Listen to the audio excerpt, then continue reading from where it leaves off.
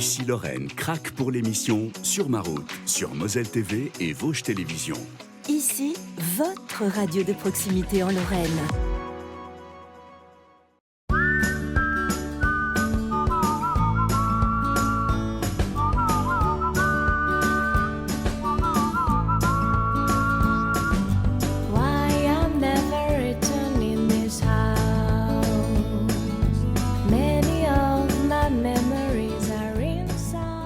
Bonjour et bienvenue sur ma route. Je vous emmène cette semaine dans les pas d'un des Lorrains les plus médiatisés ces 50 dernières années.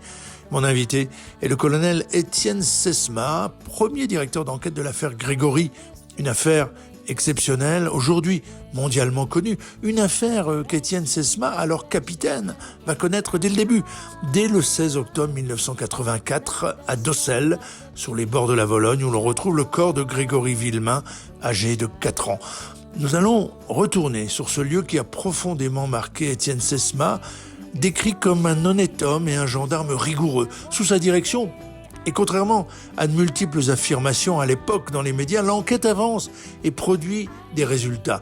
Si des années plus tard, il se décide à écrire, c'est pour témoigner, dit-il, et rétablir la vérité, mais aussi restaurer l'honneur d'une institution à laquelle il est très attaché, la gendarmerie. Entre Épinal, l'une de ses premières affectations dans les années 80, et Marseille, la dernière, une belle carrière se déroule, et pas une année ne passe sans qu'Étienne Sesma ne revienne dans sa Lorraine natale, son village d'Azraï, près de Baccarat, là où ses parents, agriculteurs, lui ont inculqué des valeurs paysannes, patriotes et chrétiennes. Entre Azraï et Docelles, nous ferons une halte sur un haut lieu de la résistance, en Lorraine, à la ferme du Vion-Bois, à Neuf-Maisons, avec Serge Bobeda. C'est un lieu choisi par Étienne Sesma, un lieu de portée symbolique forte, mais aussi un lieu de son enfance.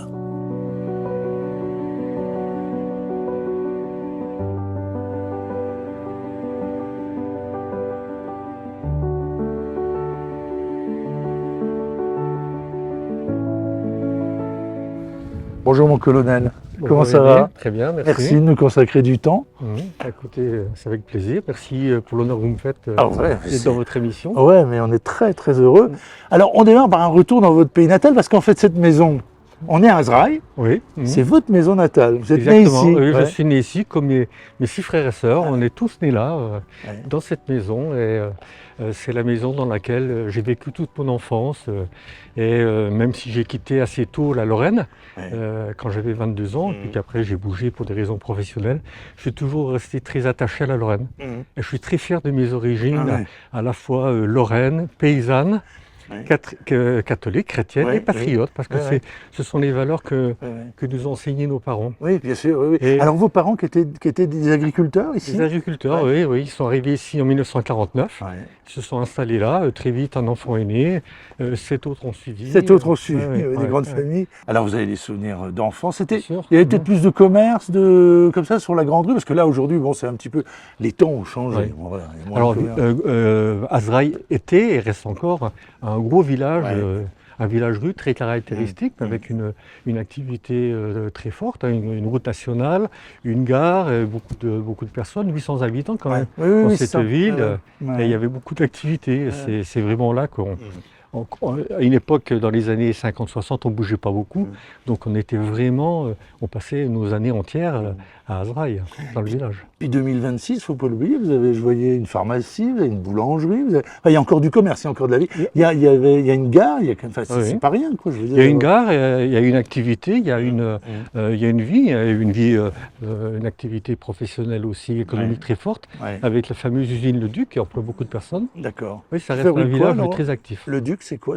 Alors le Duc, au départ, c'était le fameux avionneur qui a créé un des premiers avions à réaction et qui s'est ensuite reconverti dans la mécanique de haute précision. Ok, d'accord. C'est une boîte qui marche très bien aujourd'hui, qui s'appelle Hydro-Le-Duc. D'accord, Hydro-Le-Duc, oui, bien sûr, Hydro-Le-Duc, maintenant vous en parlez. Alors, ici, l'école, évidemment, l'école communale, et alors, vous avez une grande carrière dans la gendarmerie, on va en parler, mais quand vous étiez gamin, ici, sur les bancs de l'école d'Azraï, c'était votre idée, déjà, d'entrer dans la gendarmerie? Vous aviez la vocation, vous aviez envie de faire ça? J'avais une petite fibre militaire que m'avait donnée ma mère, D'accord. assurément, qui s'est développée au fil du temps.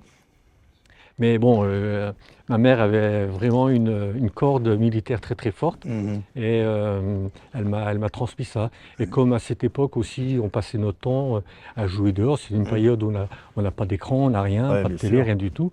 Donc on jouait dehors, on jouait dans les bois, on était comme ça, on faisait des... Alors la maison, c'était donc la maison de vos parents. Ouais. Alors de ce côté-là, on voit pas, elle donne plus une sensation de maison de maître. Et quand on est de l'autre côté, on voit la ferme. Enfin, vraiment, Oui. on voit l'activité fermière, enfin l'activité paysanne. Oui, oui. C'est une ferme, hein, parce qu'au départ, il y Ouais. avait vraiment Ouais. une écurie, une étable. Mm. Il y a des greniers, il y a tout ce qu'il faut, mais avec une habitation de haut niveau, de très belle qualité. Vous avez finalement, vous avez été une vingtaine d'années en Lorraine avant de partir. On va en reparler parce que vous avez été en poste assez vite à Épinal. On va en parler avec l'affaire Grégory, évidemment. Puis après, vous êtes parti sur beaucoup d'autres destinations, Berlin, même à l'étranger. Oui, oui. Cambodge, j'ai lu, vous Au avez Togo, au Cambodge, Ouais. en Nouvelle-Calédonie. La vie d'un officier de gendarmerie, c'est Oui. ça, c'est bouger tous les 2 ou 3 ans. Mais quand vous êtes à l'étranger, comme ça, c'est quoi? C'est des partenariats pour des Alors, formations ça dépendait des militaires? postes, hein. En Afrique, c'est la coopération militaire. Mhm, En Nouvelle-Calédonie, c'est un territoire français. mhm. Au Cambodge, c'était également du partenariat. À Berlin, c'était encore autre chose. C'était juste avant la chute du mur. Mhm. Donc, on était dans le Ah oui. cadre encore des forces d'occupation Mhm. du secteur français de Berlin. Oui, c'est ça, 14 déménagements, mais je n'ai pas passé une année de ma vie sans jamais revenir une seule fois, Oui, alors c'est une ça, fois au moins à Azraï. ici à Azraï. Ah oui, Mais il y a ce besoin là de retrouver vos racines. Vous en parliez tout à l'heure, racines paysannes, racines chrétiennes, racines. Il y avait ce besoin-là, cet attachement Oui, à la puis, Lorraine. au fil du temps, on est devenu et on est resté une famille de plus en plus soudée, Oui. de plus en plus dynamique aussi. Et on a plaisir à se retrouver, même si on est maintenant 40, 50 quand on fait une réunion de famille. Vous êtes un vrai Lorrain.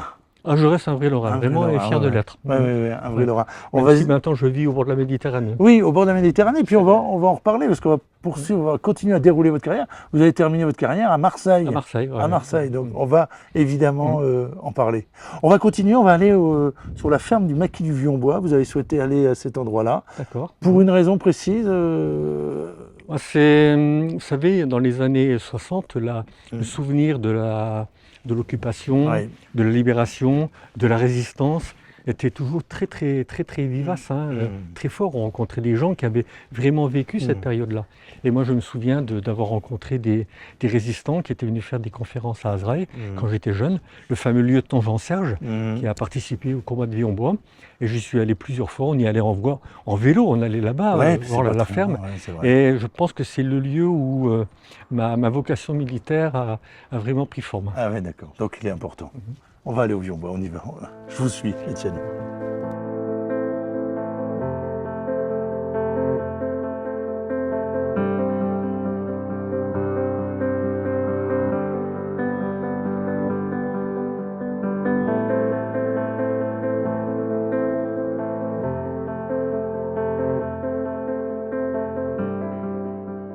Et voilà, Monsieur Bobeda, Bonjour, Bonjour, heureux de Serge vous Bobeda. rencontrer. Monsieur le Président. Ça va? Enchanté. Enchanté. Serge Bobeda, président. Président de quoi De précisément? l'association pour la mémoire de la résistance GMA Vosges.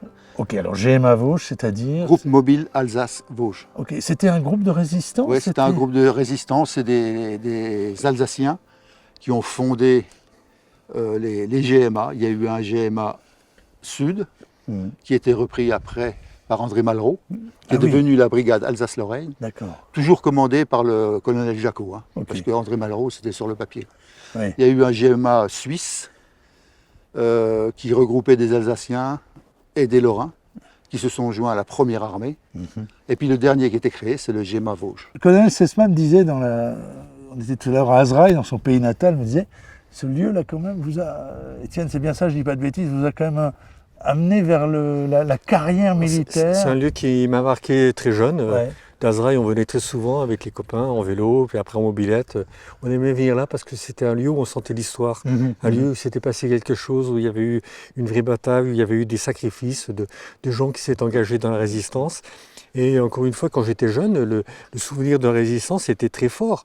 On rencontrait des gens qui venaient faire des conférences, parler de ce qu'ils avaient vécu, qu'ils avaient fait. Et moi, ça m'avait beaucoup plu cet engagement-là des résistants. Mais est-ce que vous... Pardon, Ouais. allez-y Étienne. Et puis je dis, c'est probablement là vraiment que ma vocation militaire a vraiment pris forme. Expliquez-nous Serge, ou Étienne, expliquez-nous là ce lieu, cette maison, cette ferme qui est détruite, qu'est-ce qui se passe parce que le jour qu'on associe à ce maquis-là, c'est quand même le 9 septembre 1944. 4 septembre. 4 septembre. 4 Expliquez-nous ce qui s'est passé ce jour-là. Eh ben, disons que, pour reprendre l'histoire du GMA, ça c'est le GMA Vosges. Oui. Il s'est créé plus ou moins au col de la Chaplotte, dans les anciens abris de la Première Guerre mondiale. Et l'afflux de jeunes, de prisonniers de guerre, il y avait des Russes, il y avait des Slovaques, il y avait des Tchèques. Et l'afflux de jeunes qui refusaient le STO, ça a déjà commencé, il y a eu deux centuries de créées. Et après, il y a des parachutages. Le premier parachutage a eu lieu à Le Mont, près de Mousset. Et là, ça s'est vu, c'était au pied du col du Hans. Les douaniers du col du Hans ont vu qu'il y avait des parachutages. D'accord. Alors, les Allemands ont commencé à déclencher leur opération Fête de la forêt, là, en allemand, je ne sais plus exactement comment ça s'appelle. Et il y a eu beaucoup de dégâts, dont des gens de la deuxième centurie. Bon, après, ils ont réussi à se regrouper. Et il y a eu un parachutage 31 août au 1er septembre. Pas loin d'ici, hein, à Venay, c'est à 1 km à vol d'oiseau. Ils ont réussi à avoir des armes. Il y a eu des SAS anglais qui ont été parachutés. Et le colonel anglais a dit, il y a un gros parachutage qui va arriver. D'accord. Donc le grand chef de la résistance, ce Bourgeois, qui s'appelait colonel Bourgeois, il a décidé d'amener tout le monde. Même ici même. Non, au départ, sur le terrain, pour récupérer le parachutage du 3 au 4 septembre, celui qui était prévu. Et il faisait mauvais sur l'Angleterre. Donc les avions n'ont pas pu décoller. Ici, il ne faisait pas très beau non plus. Donc ils ont décidé de ramener tout le monde à la ferme. D'accord. Et il y a eu des bêtises de fait. Il y a eu des Allemands qui passent en bas. On leur a tiré dessus. Ce qu'il ne fallait pas faire, il fallait rester caché. Et puis attendre que ça se passe. Et là, il y avait presque à peu près 700-800 personnes. 700-800 personnes, oui. Et il n'y en avait que 200 d'armée. Oui, il y avait 250, entre 150 et 200 d'armée. Donc il y a eu des grosses pertes. Donc ça a été, ça devait être terrible pour tous ces gens là qui étaient... Surtout qu'ils étaient un peu dispersés un peu partout. Après, quand les Allemands sont arrivés, ça a fui, ça a détalé comme des lapins. Faut pas... Étienne, pardon, excusez-moi Serge. Étienne, vous qui avez été à l'école ici, on en parlait tout à l'heure, à Azraï, est-ce que cet épisode de Vion-Bois, on en parlait à l'école, dans les cours d'histoire? Oui, on s'en tenait aux cours d'histoire Non, les instituteurs nous en parlaient, puis on avait, je vous dis, il y avait des gens, des locaux qui venaient faire des conférences, qui venaient parler de leur expérience. Il y avait un gars du village qui s'appelle René Octave, qui faisait partie de la centurie de René Ricard, du lieutenant Jean Serge. D'accord. Donc on était imprégnés de cet événement, de cette vie là, de la résistance. Et là, les Allemands, il y a eu 3 assauts des Allemands. D'accord. Ils ont été à chaque fois repoussés. D'accord. Et ils sont repartis à la nuit tombée. Donc tout le monde est... Il y a quand même eu 57 maquisards tués ici. D'accord. En tout cas, merci Serge de votre accueil ici sur ce site. Je suis content que le colonel Sesma se soit intéressé à ce site.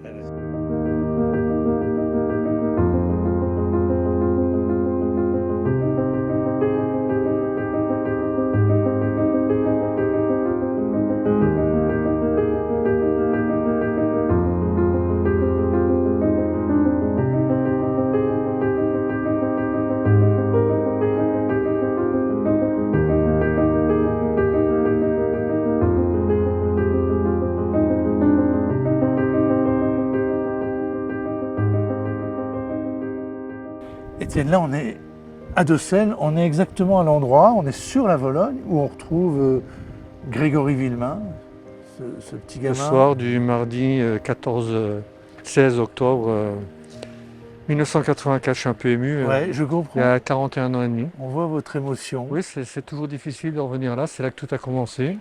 Vous êtes en poste, vous êtes le patron de la gendarmerie. De la compagnie d'Épinal. La compagnie d'Épinal, vous êtes là depuis 83. Oui.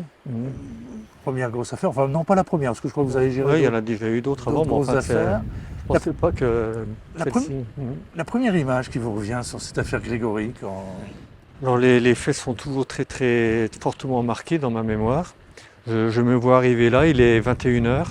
On nous a prévenu quelques minutes avant par radio qu'on avait retrouvé l'enfant. Dans un premier temps, j'ai pensé qu'on allait terminer l'histoire, qu'on l'avait retrouvé vivant, mais non, il était mort. Donc je suis arrivé ici très très vite. Et quand je suis arrivé là, il y avait un petit attroupement de personnes. Les gens s'impatientaient qu'est-ce qu'on attend pour enlever le corps de cet enfant. Je suis arrivé là, j'ai vu qu'il y avait des pompiers qui étaient dans la rivière. Et de là, je leur ai dit, j'ai bien vu que ce n'était pas une scène de crime, que l'enfant n'avait pas pu être jeté là. Donc j'ai dit aux gens de ressortir le corps de l'enfant et on l'a emmené, on l'a mis dans une couverture et on l'a emmené dans ce local là-bas, local des pompiers. D'accord. Et la première image très très forte, très marquante que j'ai de Grégory, c'est quand on l'allonge sur l'établi qui est dans cet atelier. Et on découvre le corps d'un enfant qui semble comme endormi, il n'y a pas de traces de coups, de lutte, de blessures. On relève son bonnet et il semble dormir. Mais ce qui est frappant, c'est qu'il est attaché. Oui, c'est ça. Il a une cordelette qui lui entoure les chevilles, les poignets. Et moi, tout de suite, j'ai l'image d'un enfant qui est sacrifié, qui est porté en sacrifice.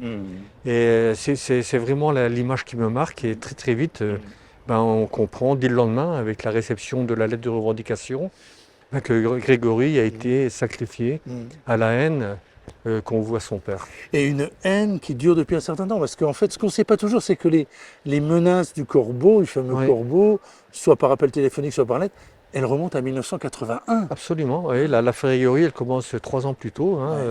Elle commence en 81, quand apparaît un ou des corbeaux dans la région de Monzé, autour de la famille Villemain. Et ça, c'est un phénomène qui est assez rare, qui est assez exceptionnel. Ça fait partie des côtés, il y en a beaucoup qui sont exceptionnels dans cette affaire. On a affaire à un corbeau qui est passé à l'acte. Oui. Généralement, les corbeaux ne sont pas des assassins, ce sont des gens qui se satisfont de leur méchanceté anonyme. Là, on a un corbeau qui est passé à l'acte, qui a tué Grégory dans des conditions assez particulières. Vous, Étienne, vous êtes le premier directeur d'enquête dans cette affaire. Dans les jours qui suivent l'assassinat de Grégory, quel est votre sentiment? Vous vous dites on va résoudre vite cette affaire? Oui, vraiment, je suis. C'est votre vraiment, je suis convaincu parce que on a quand même des éléments. On sait très vite qu'on est dans un milieu familial, social assez fermé. On sait très vite qu'il ne s'agit pas d'un assassinat avec un enlèvement de passage. On sait vraiment qu'on est dans un cercle très très très restreint. Et puis on a des lettres manuscrites. Et moi, j'ai d'emblée la conviction que même s'il faut passer 1000 personnes à la dictée, on arrivera à trouver l'auteur de ces lettres et donc l'auteur de l'enlèvement et du crime de l'assassinat de Grégory. Donc on travaille là-dessus, on mise beaucoup sur les lettres. On travaille avec des experts en écriture qui nous donnent au bout de 15 jours leurs premiers résultats. Et notre enquête avance très vite. Souvent, 40 ans après, on se dit qu'est-ce qui s'est passé? En fait, au bout de 15 jours, on avait déjà des premiers éléments qui ont été confortés, confirmés par la suite par la justice en 1993 et c'est récemment en 2017 encore. Et c'est donc on était sur la bonne voie, c'est sûr. Bonjour. Et c'est ça qui surprend toujours un peu parce que vous obtenez des résultats assez vite et puis il se passe que vous êtes que la gendarmerie est dessaisie. Là, on arrive à quelque chose de très compliqué. Il y a des acteurs très différents. Le rôle du juge Lambert, on peut en reparler, mais il est quand même commenté et surcommenté. C'est quasiment une affaire Lambert à un moment. C'est vrai, tout à fait, oui. C'est lui qui est vraiment la cause de tout, qui est la cause de l'effondrement de notre enquête, de notre procédure. Les expertises en écriture sont annulées alors qu'elles étaient très très fortes, très intéressantes. Le fameux témoignage de Muriel est complètement affaibli alors qu'il est revenu en force par la suite. Et il y a toute une campagne qui se développe contre nous pour nous déshonorer, on peut le dire, et surtout discréditer notre travail. Et c'est très vite, l'affaire, elle part dans une direction complètement imprévisible et complètement vraiment insupportable pour nous. Dès le mois de décembre, on fait l'objet de plaintes contre nous pour subornation de témoins, après usage de faux, et on se retrouve, nous, enquêteurs, dans une position d'accusé. Et l'affaire dérive complètement.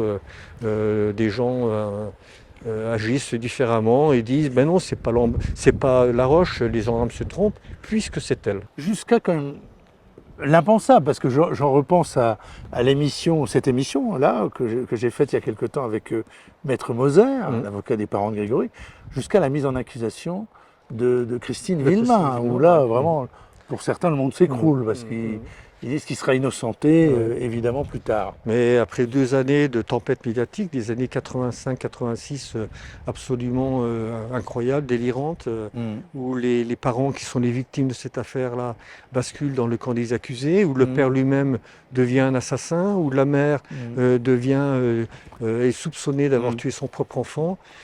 Quelque chose de complètement improbable, complètement fou, inimaginable même on pourrait dire, et pourtant qui prend corps avec une tempête médiatique qui se développe parallèlement, vraiment étonnante. Alors, effectivement, il faut en parler, parce qu'on a parlé du juge, il y a des juges, parce qu'il y a aussi d'autres juges qui prennent la suite du juge Lambert, on n'en parle pas beaucoup.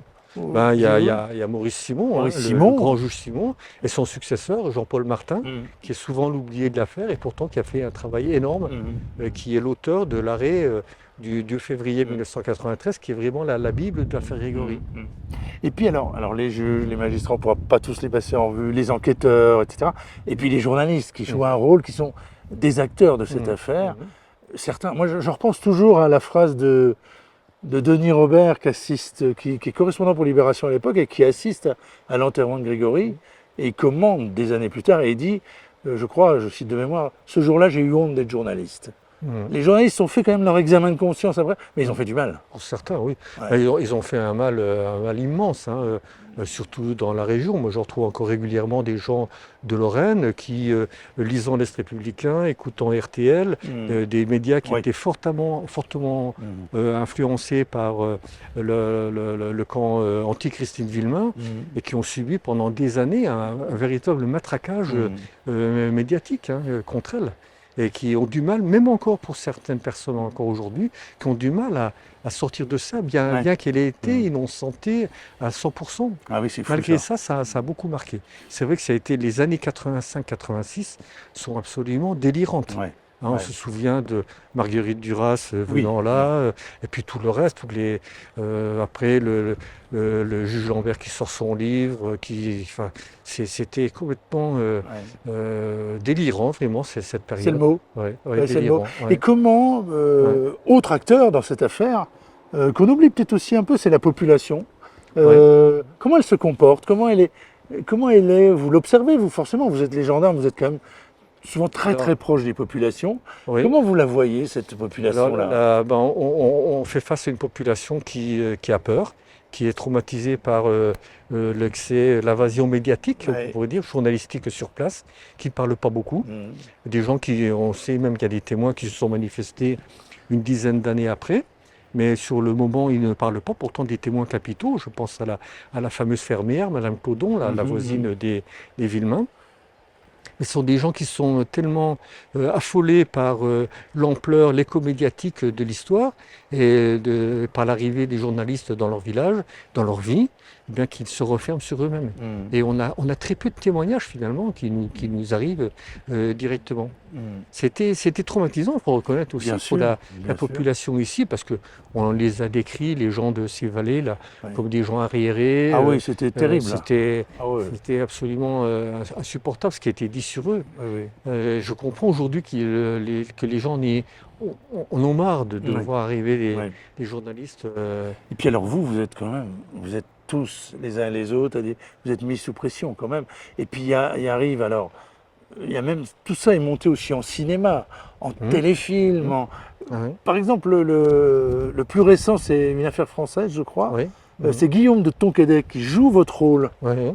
du capitaine Sesma. Vous n'êtes pas colonel à l'époque, Ouais. vous êtes capitaine Sesma. Comment vous l'avez trouvé, Guillaume de Tonquédec, dans ce téléfilm? Plutôt vrai, hein. Ouais. J'ai rencontré après, j'ai trouvé un acteur qui était vraiment Ouais. attentionné à être au plus près de la réalité. Oui, On le sent très j'ai humain. bien aimé. On le sent très humain. Je Ouais. ne sais pas comment Moi, vous je l'avez me suis- ressenti. Moi, je me suis retrouvé dans son Ouais, rôle. ouais.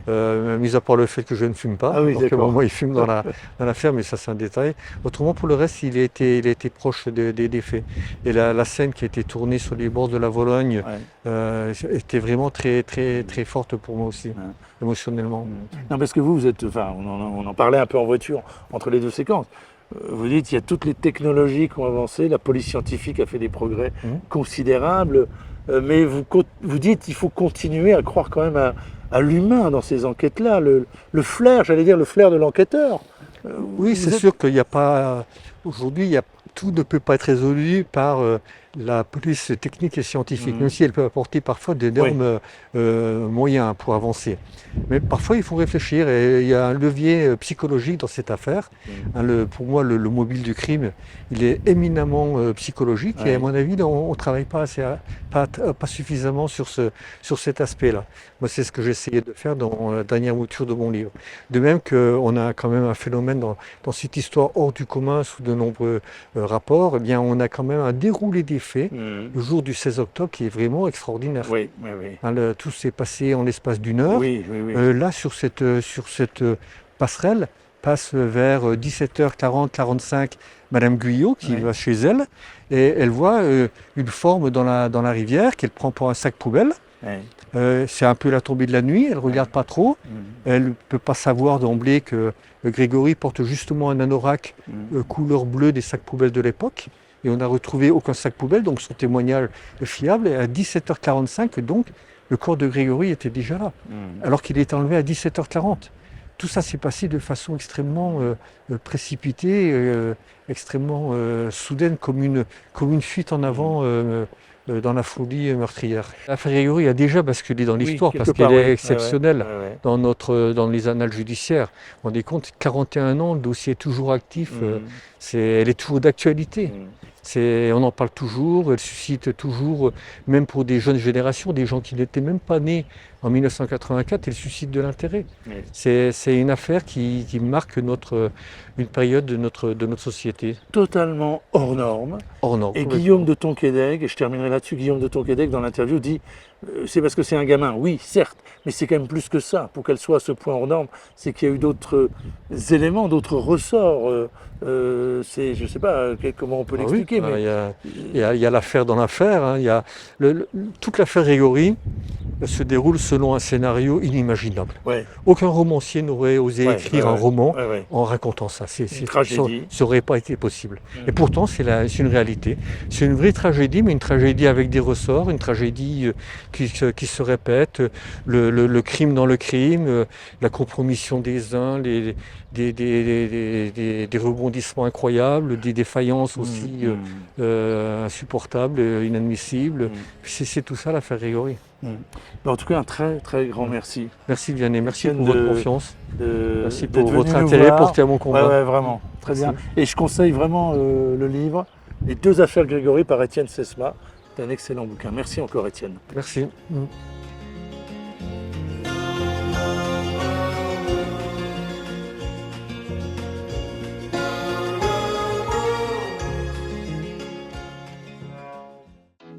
Ici Lorraine craque pour l'émission Sur ma route, sur Moselle TV et Vosges Télévisions. Ici, votre radio de proximité en Lorraine.